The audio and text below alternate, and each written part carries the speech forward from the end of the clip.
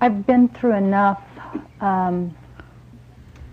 tragedy or pain in my life that I've learned how to first survive it and then thrive in it. And I see myself as being intelligent and spiritually strong and aware, and yet this thing has leveled me.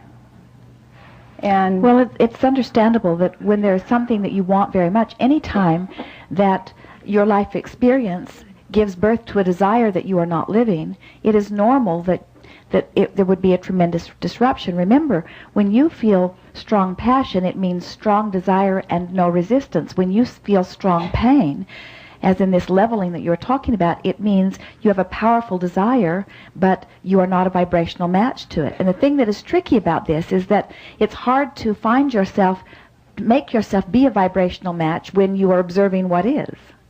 And so the reason that we were wanting you, when you were talking about wanting to know the truth of it, the reason that we want you to step back and take a broader view of it is because once you show yourself that you can reconnect in a very consistent way with your source energy, even amidst all this tragedy that is happening around you, you will show yourself once and for all your ability to be connected under any and all conditions. And once you are connected under these conditions, then well-being has to be your experience. The question that we would like to put to you, and you can answer it or not, but it's a question worth pondering, is when you understand that law of attraction is always matching vibration, and then you accept that there must have been a mismatch in our vibrations or we would still be together. The question that we are wanting to ask you is, would you want something that was a mismatch to your vibration to remain within your experience? And the first answer that usually comes forth is yes. I would have liked it to have stayed the way it was. And we say, well, first of all, it cannot. In other words, law of attraction never makes exceptions. But then the next question we want to ask you is, would you really want someone to stay with you out of a sense of commitment or obligation? No, but I don't see it as being something static. I've always viewed our relationship as being something dynamic, and we've gone through hard times in the past, and we sought help, and it blossomed out of that. And I became aware through this that I could forgive him. I didn't know that before this all happened, but I became aware of that, and I thought there are things that are greater than an affair or falling in love with another woman. There's family and marriage, and I see. But you see, what you're amplifying is sort of the world view. It is the human physical view, and it is not a very good vibrational match to what we're talking to in terms of the laws of the universe. In other words, very often we talk to our physical friends and we say to them, now society would tell you one thing, and law of attraction is really responding in a different way. And so we are really not encouragers of anyone keeping commitments. We are more encouragers of people being true to the vibration of their now and letting law of attraction bring to them that which is a match to their now. So it could come down like this. Let's say that, as you've described to us, that your mate is looking for something. He obviously was, as he went off. And as he believes that he has found something that he is looking for, it's natural that you would be feeling left behind. Now, as you stand here in your pain and you continue to feel the absence of what you want and the resentment of what has happened, or even the justified blame that you are feeling, what happens is you keep holding yourself in a vibration that will not allow the things that you want. It doesn't allow him back. It doesn't allow something else back. In other words, you can't get to where you want to be while you're feeling the way you're feeling. And even though your world laws would say you are right, and even though most of the world councils would say you are right, still law of attraction says, as long as you feel like this, you cannot get what you want. I don't want to be right. I want to be happy. So, that's very good news, because in wanting to be happy, so as you stand in the face of this very intense situation and you reach for the thought that feels best, what might it be? In other words, ramble a little bit. Sometimes it takes a while to get to it, but just keep trying to reach for the thought that feels best in the context of this unpleasant subject.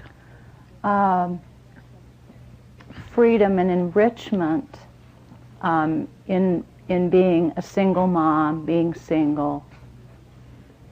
All right, now those are words, and we think that from time to time you have found that. But in light of the vibration that you are feeling now, that was too far of a stretch for you. So just reach from where you currently are, amidst all of this.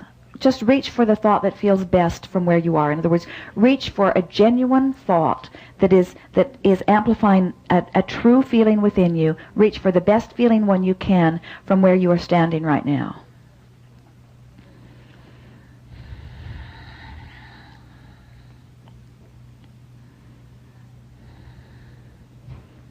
None of them feel all that good, do they? But just reach. In other words, just reach for the best feeling thought from where you are. And you see what we are getting at here. It's easy to offer all kinds of words, but we want you to offer some words that are true to the feeling that is within you. So just do your best to, in the vibrational range that you have, just reach for the best feeling thought that you can verbalize here. Okay. Stop blaming myself for the failure of the marriage. Good. Now that was good. Now that was actually very good, because so as you stand here, there's all kinds of blame and all kinds of discomfort, and it can be very far-reaching. And as you did the best you could from where that was very good. I'm wanting to stop blaming myself for the failure of this. Now that, in the scope of all possible thoughts, is not really a very good feeling thought. But in the scope of the thoughts that have been surrounding you, it was a strong effort, and it was a very good choice of a thought. So now stay there for a moment and amplify that just a little more. In other words, stay there. Let's get 17 seconds out of that better feeling thought just by rambling around that thought. Just keep sort of feeling and talking around that thought. Law of attraction is a big player in all things. And while there might have been warning signs that I may have seen, most anybody in my position would not have seen them. And we're all doing pretty much the best that we know how to do. And I wouldn't actively ask anybody to be in a place that they don't want to be.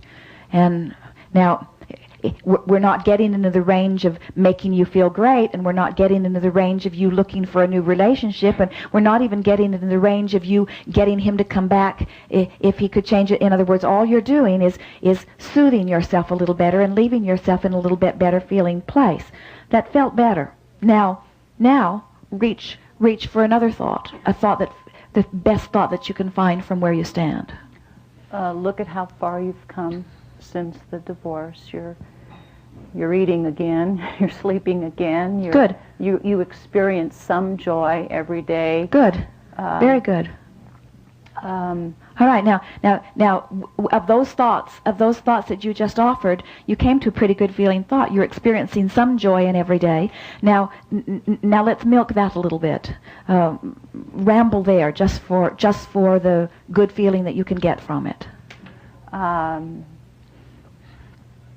I'm once again experiencing joy for no good reason.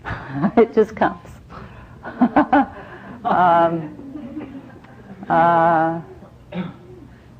I delight in my children every day. Yes.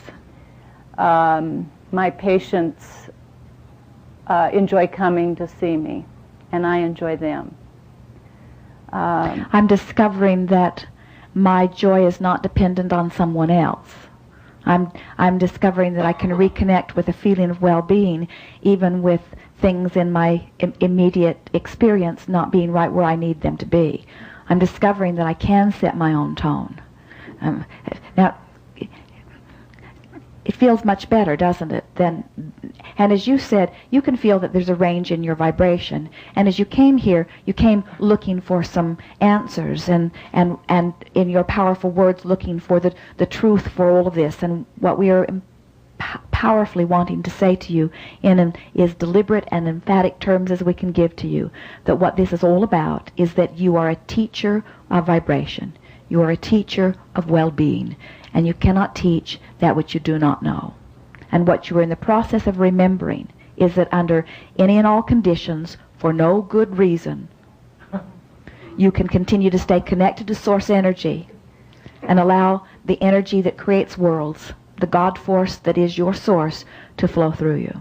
And that it's not anybody else's job to line up in any specific way in order to cause you to achieve that.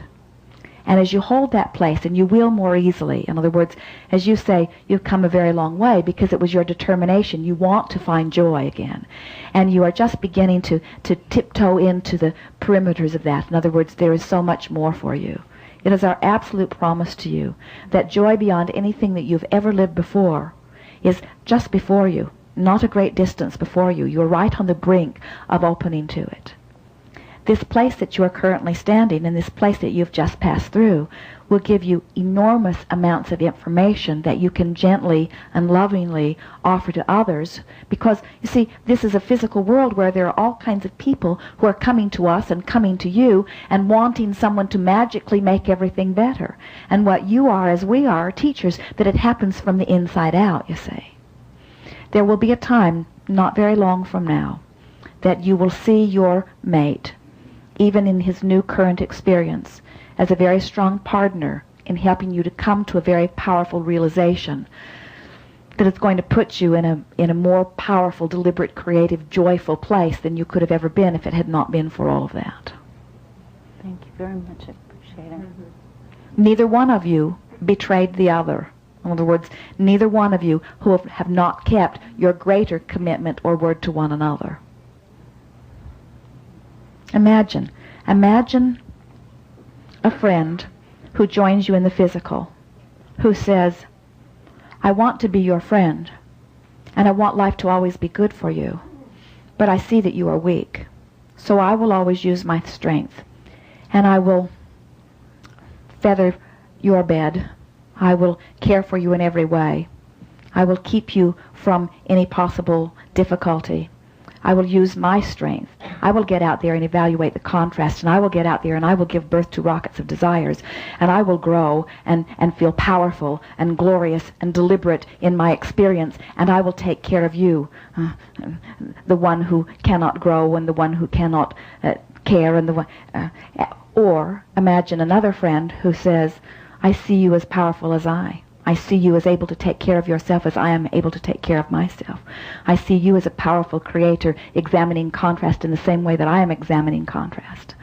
I do not need to cater to you or feather your bed or take care of you or protect you. In other words, so many parents, their dominant desire is to get out there and soothe every possible situation so that their delicate, fragile children will not have to encounter anything that is uncomfortable. And we say, they did not come forth wanting anyone to take care of them. You came forth as powerful creators wanting to find your own way, and it's only in the discovery of your own strength that you are ever happy, you see. You are never happy in the discovery of someone else's strength. Only in the discovery of your own strength are you ever happy, you see. And this was the promise that the two of you made, that you would remind one another of the clarity of your beings, you see. Thank you. Indeed. What more? Right here, yes.